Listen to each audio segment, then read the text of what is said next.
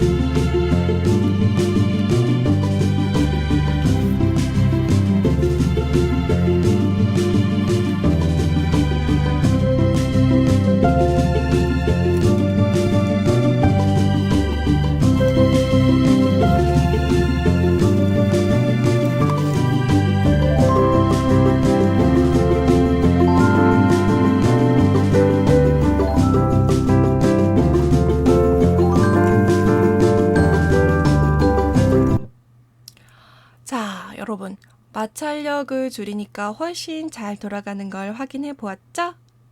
자, 그러면 여러분이 가지고 있는 스피너 안에 볼 베어링도 꼭 확인해 보세요. 그러면 우리 볼 베어링을 확인했다면 이제 마음을 담아서 우리 피제 스피너를 만들어 보도록 하겠습니다.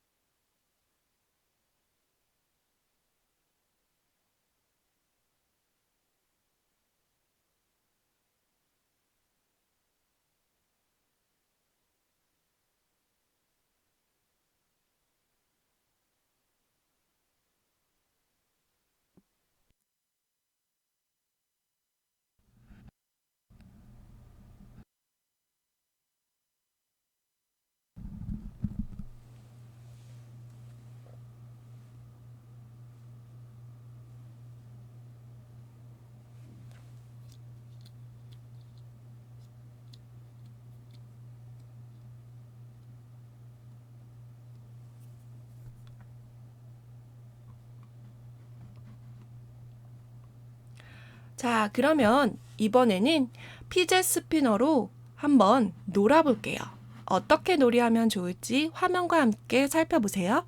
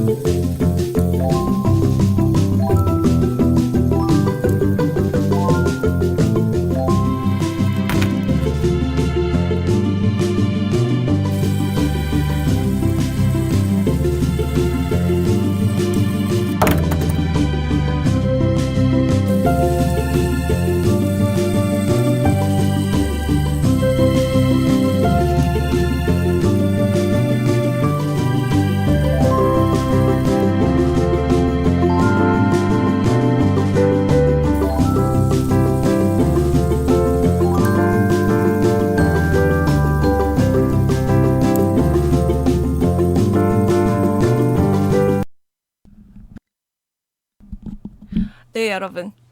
피젯 스피너로 여러 가지 놀이를 해볼 수 있겠죠? 좋아요. 자, 그러면 이번에는 여러분 야광 팔찌를 만들러 갈 건데요. 가기 전에 우리 빛을 내는 생물에 대해서 한번 살펴봐요. 5분 정도 노출을 주고서 세 종류 삿갓의 포자가 다 날아가 버린 녀석, 조금은 남아있는 두 형제, 아직 많이 남아있는 친구를 표본으로 했지요.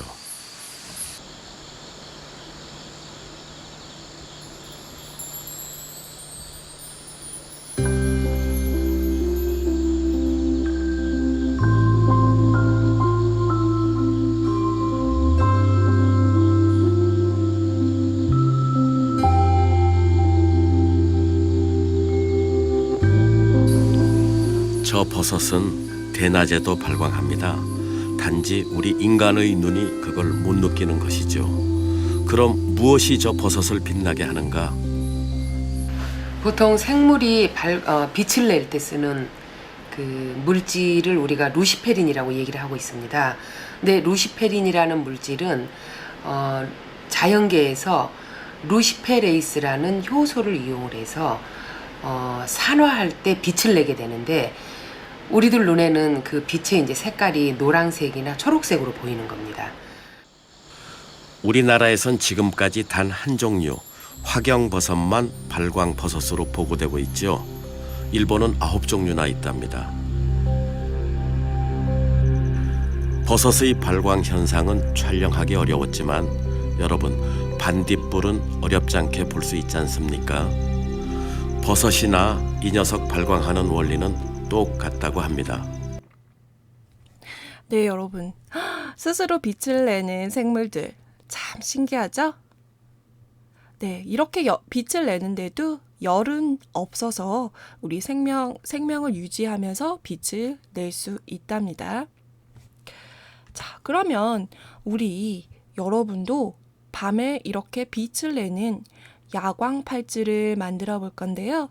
여기에 숨어 있는 과학적 지식 선생님과 간단히 살펴보도록 하고, 그리고 우리 팔찌를 만들어 보겠습니다.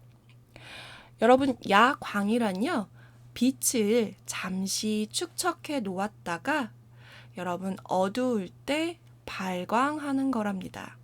그러니까 무슨 말이냐면 열을, 그러니까 에너지를 가지고 있다가 천천히 여러분 빛으로 방출을 한다는 거예요. 말이 조금 어렵지만 그냥 빛을 저장해 놨다가 밤에 천천히 내보내서 빛을 내보내는구나 라고 생각하면 돼요. 그런데 여러분, 형광펜이라고 형광 물질도 알고 있죠. 근데 형광은 야광이랑 조금 달라요. 형광은 어떤 물질이 빛을 받아야만 그게 빛을 내는 물질을 형광펜이라고 해요. 여러분이 보통 빛의 색깔 중에 사람이 가장 쉽게 인식할 수 있는 초록색을 많이 보게 될 거예요.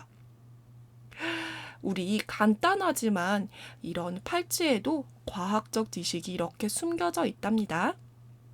그러면 우리 밤에 빛을 내는 우리 팔찌, 우리 나비가 지금 그 물질이 들어가 있는데, 천천히 빛을 내는 우리 야광 물질이 들어있는 나비와 여러 가지 비즈로 팔찌를 한번 꾸며볼게요. 여러분, 먼저 여러분 받은 세트, 여러분 준비물에서 구슬에 줄을 끼우는 거예요. 여러분 꾸미는 거는 여러분 마음이니까 예쁘게 꾸며보시고, 근데 여러분 끼울 때 팁 하나 드리면, 한쪽 끝에 집게를 여러분 주면 좋아요. 집게를 이렇게 한쪽 끝에다가 줄 끝에다가 놓으면 이렇게 다른 쪽으로 빠지지 않겠죠. 그리고 매듭을 만들고 여러분 팔목 크기에 맞춰서 자르면 됩니다. 그리고 여러분 직접 착용해서 불을 꺼보면 선생님처럼 이렇게 나비 모양이 보일 거예요. 빛은 그렇게 밝지는 않지만 여러분이 밤에 이렇게 빛을 내는 물질이 있구나 확인이 될 겁니다. 자, 그러면 요거랑 비슷하게 여러분 다른 세트로 야광 팔찌 만드는 영상을 보여줄 거예요. 여러분은 재료는 좀 다르지만 만드는 방법은 똑같으니까 한번 보고 만들어 보세요. 그러면 우리는 만들기 영상을 보고 여기까지 하겠습니다. 우리는 영상을 보고